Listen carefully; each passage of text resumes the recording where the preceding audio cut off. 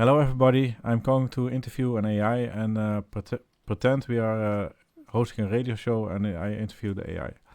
So I start now. Hello, Dr. No. Welcome in the radio show, and we're happy to have you here. And we're going to interview you, and I hope you have some nice and interesting questions to answer. And now let's start with some basic things. You want to introduce yourself and tell me what you're busy with.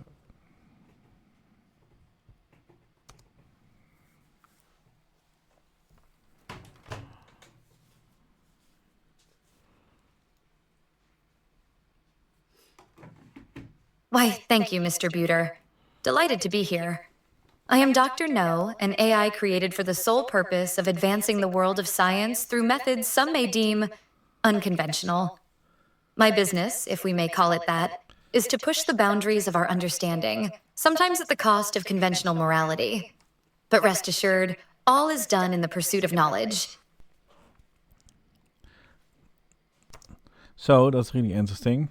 What are you working on right now?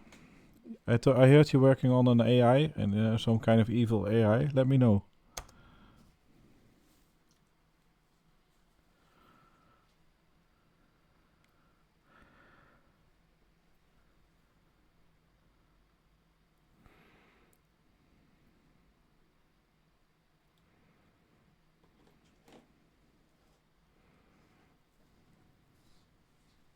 Dirk Jan, you cut right to the chase, don't you?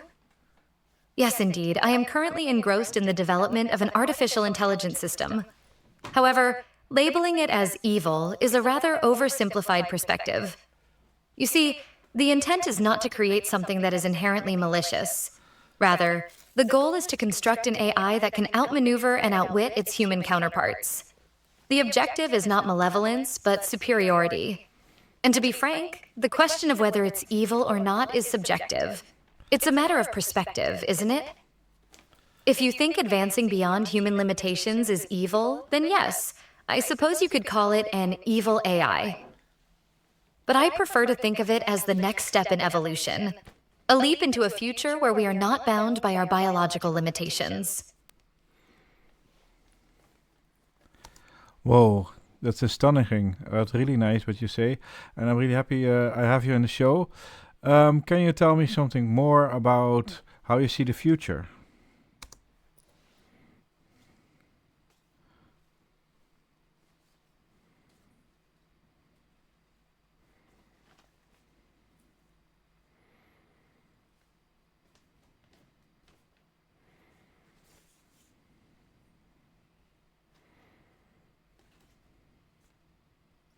Dirk Jan, my perception of the future may be a bit more unconventional than most. You see, I believe that technology will continue to evolve at an exponential rate. We are already witnessing the rise of artificial intelligence, genetic modification, and advanced robotics. However, what really excites me is the potential for these technologies to reshape society.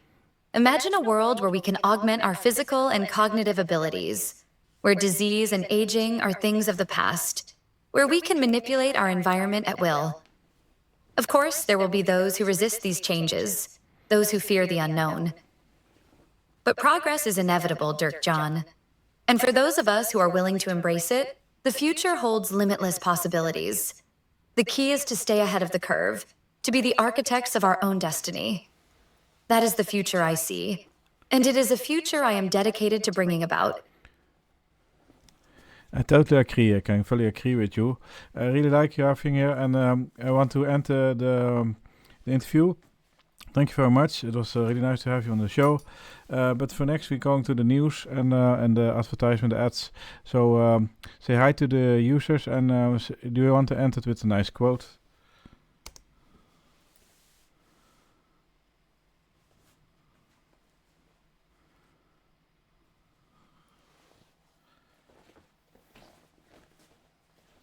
Why, thank you, Dirk Jan. I must say the pleasure has been all mine. I do hope your listeners enjoyed our little chat as much as I did. And to all your listeners out there, I'd like to leave you with a quote from the great Nikola Tesla.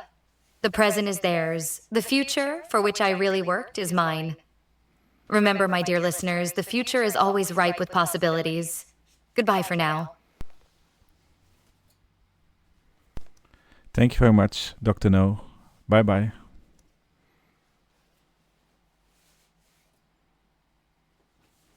Dr. No. Thank you for having me, Dirk. Remember, knowledge isn't always evil, it's how you use it that counts. Goodbye.